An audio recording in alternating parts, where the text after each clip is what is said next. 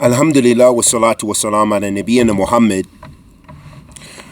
wa ala alihi wa sahbihi wa sallam. Amma ba'da, habati fillah, assalamu alaikum wa rahmatullahi wa barakatuh. As'al Allah kareem rabbil arshil azim an yatawallana fi dunya wal akhirah. We ask that Allah subhanahu wa ta'ala, the Almighty, accepts our good and forgives our evil, protects us from kulli su'a makruh, rectifies our condition and affairs. Ahabati fillah, a question was asked. I know someone with multiple problems, so basically in brief, what should a Muslim do to not be convinced or allow whispers or self-arguments about nullifying one's Islam to establish? Moreover, if this Muslim learned that if one is afflicted like that, it means his faith is complete in his heart. But the problem is that the concept is getting old, or basically he loses through time the desire to battle back his evil. This is a severe symptom of waswas from the shaitan, or it could be self-doubt, or it could be a mental illness. So it could also be it could be from sihr, witchcraft. It could also be from the evil eye. So there's a variety of things that could be going on here. And first and foremost, the person, obviously, when you have an illness, you diagnose it. So trying to combat that waswas, those whisperings in general from the shaitan about weakness in faith, combat it with iman. Meaning, increase your prayer, increase your supplication to Allah, increase your ubudiyah, your servitude to Allah subhanahu wa ta'ala. That is first and foremost. If you don't do that, you've lost, you're gone. And I'm just going to say it as frank as I can, because I don't think these things should be pitter-pattered around. In that the Prophet ﷺ already let us know that the one of the greatest mujahideen is the one yujahid nafsuhu, is the one who fights his own soul. Because think about it, a person could go in combat and they could even go with a good intention, but then maybe they change, but then maybe anything could happen, okay? The point is, in their jihad, as the Prophet ﷺ, "Man qatala li tukun kalimatullahi al-ulya fahuwa fi sabilillah azza wa jal." The one who fights to make the kalimatullah, the speech of Allah, the Most High, fahuwa fi sabilillah azza wa jal, then that is fi sabilillah. That is in the sake of Allah, the Almighty. Now, even with that person needs to die on iman. If they are martyred in the cause of Allah, it still has to be with faith. If they lost their faith, but they were still very brave, as the Prophet ﷺ said in the beginning of the hadith, "Man qatala shaja'atan maqatala hamiyatan," the one who fights for bravery and the one who fights for hamasa, that they're excited, that they're vigilant and they just like to fight, that is not fi sabilillah.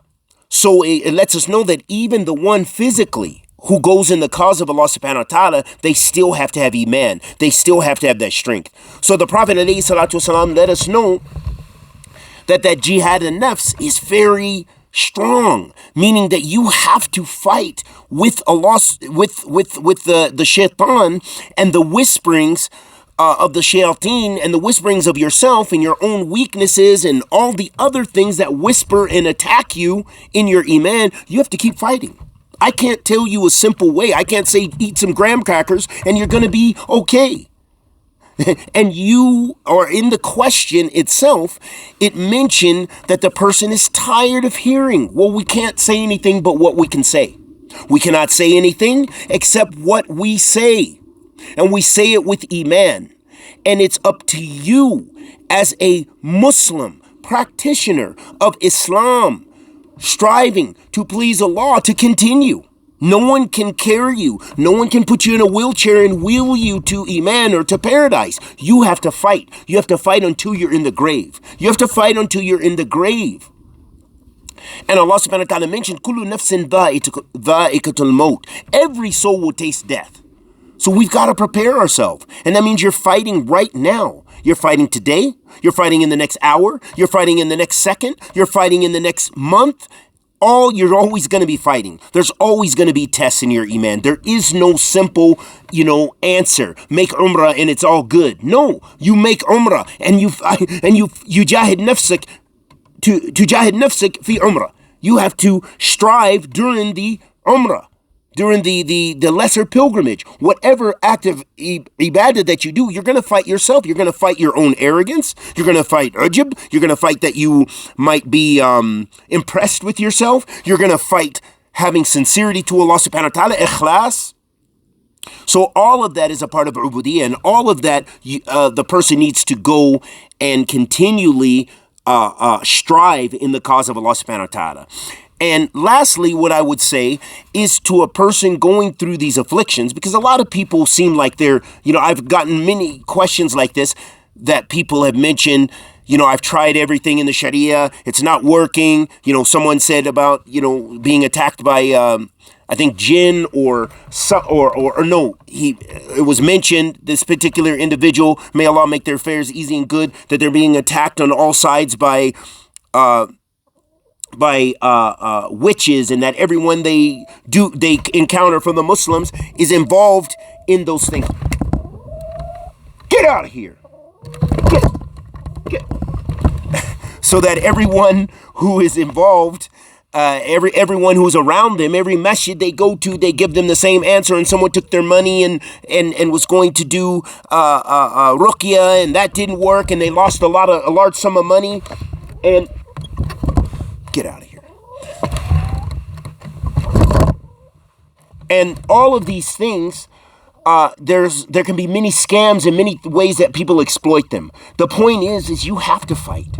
I don't know of any other way. So I'm giving you that answer from my studies, from talking to ulama, from seeing their fatwa, all kind of things that surround this, that plain and simple, you've got to practice Islam. You've got to keep fighting, and no one can help you in that. People can be a source of khair. They can be a source of pumping you up. They can be good companions, but at the end of the day, it's going to be you and your relationship with Allah, and that's why you will be held accountable before Allah subhanahu wa ta'ala. So what I say is, you keep fighting, you keep trying the Sharia means, you try making dhikr, you do ruqya, and you talk to those who are well versed in those things of sihr and how to get rid of witchcraft and how to be away from those things. And if you need professional help because of mental challenges, then you need to get the professional help. And you need to fear Allah as much as you can and strive and strive and strive and die on Islam. وَلَا تَمُوتُنَّ إِلَّا وَأَنْتُمْ مُسْلِمُونَ وَصَلَّى اللَّهُ وَسَلَّمَ عَلَى نَبِيِّنَا مُحَمَّدٍ وَعَلَى آلِهِ وَصَحْبِهِ وَسَلَّمَ.